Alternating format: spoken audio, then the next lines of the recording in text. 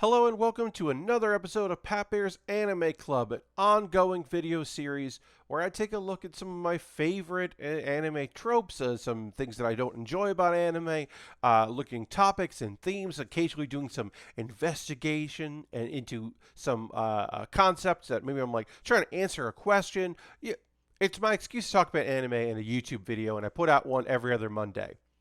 And this episode, well, I got inspired by a comment asking to explore this topic, and I started thinking about, well, there's going to be a second season of Restaurant to Another World coming out in the summer 2021 anime lineup.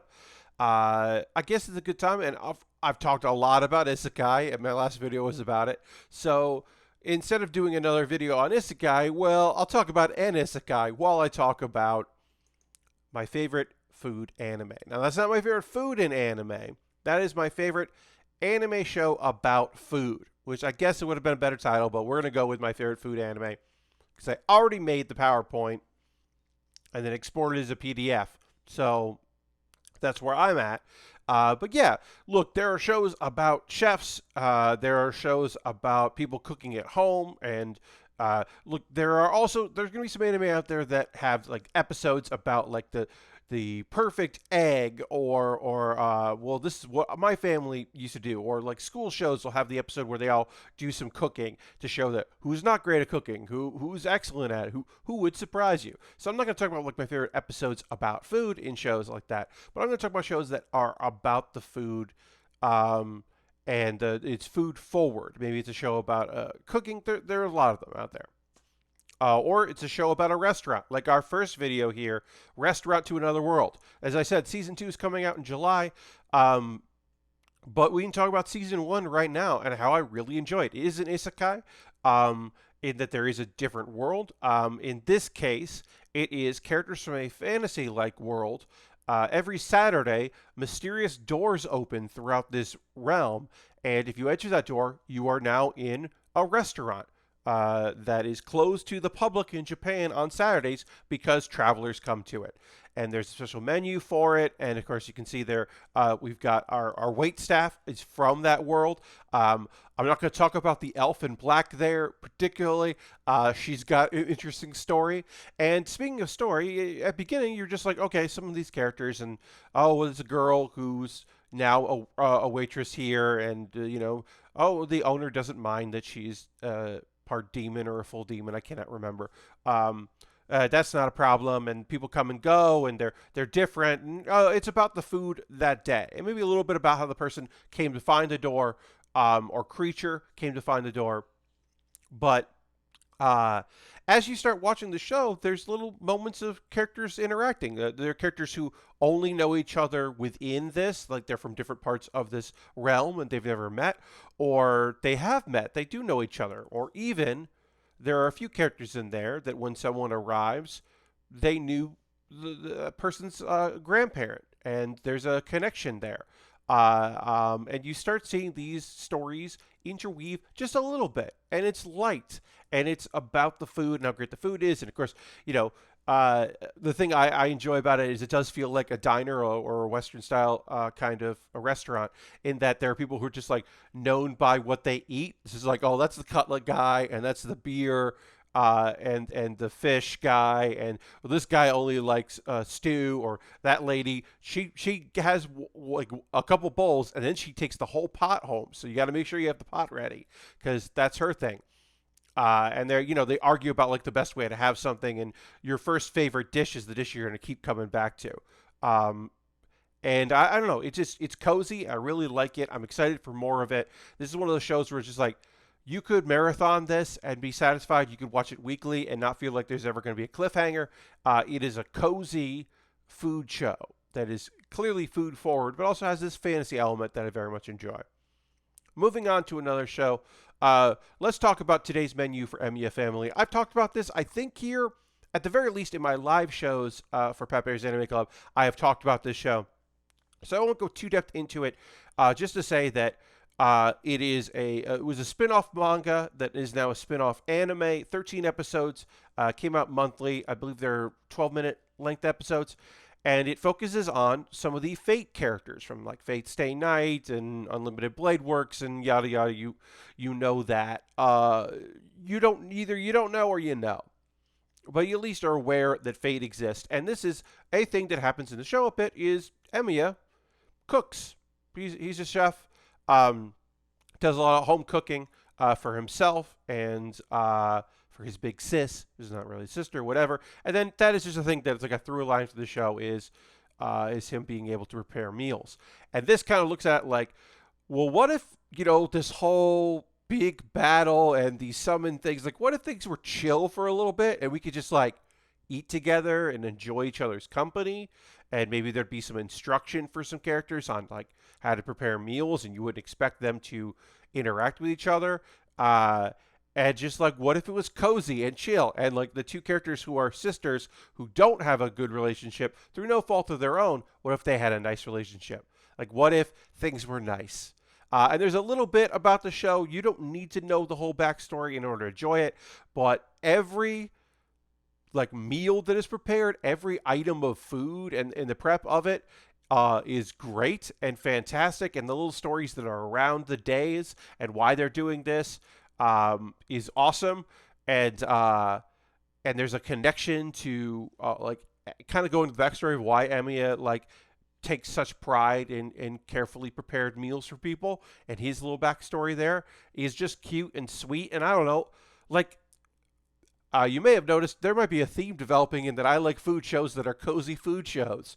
We'll talk about one that is definitely not cozy, but the competition shows that are out there, those don't pique my interest as much as the very relaxed and cozy ones. So we'll look at another one right here, which is Love is Like a Cocktail. Oh, Love is Like a Cocktail. Now, is this a stretch, Pat? Are you saying, Pat, this is about a bartender who makes drinks for his wife when she comes home from her busy day at the office, and he relaxes her by making some drinks. And it's a short little series, like short episode lengths, and it's not about food, it's about drinks, but food and drink go together, and I can do what I want. It's Pat Bear's Anime Club. Look, if you want to make your name's Anime Club and put out your own videos, go ahead and please send me the link because I'd love to see it. But yeah, Love is Like a Cocktail. Look, this is just a cute couple. They're very much in love. And you can see our main girl there. She kind of comes alive a little bit with a nice drink. Some of them are now non-alcoholic. We meet other characters that they interact with and kind of get a little bit of sense of their story, and then we go into the backstory of how they met and how they got together, which is just adorable, and it is just saccharine sweet. Love is Like a Cocktail. It's just a lovely little series, and I highly recommend it.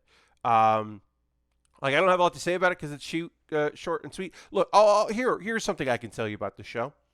I'm not a drinker, and I like this show. So, considering that I don't touch alcohol, the fact that I enjoy this series, maybe you're going to get some recipes out of this. Maybe you're going to get a cocktail out of this. You'll be like, oh, I'm going to try this, because they're all real cocktails. Maybe you'll find something that you can try out at home, and then it will be edutainment. And look, if you think this is a stretch, you're really going to think this next one is a stretch, because I'm going to talk about Laid Back Camp. Any excuse to talk about Laid Back Camp. Oh, God, the second season was so good. But let's talk about the first season and the second season together when we talk about food. Now, obviously, this is a show about girls going camping, both solo camping and group camping.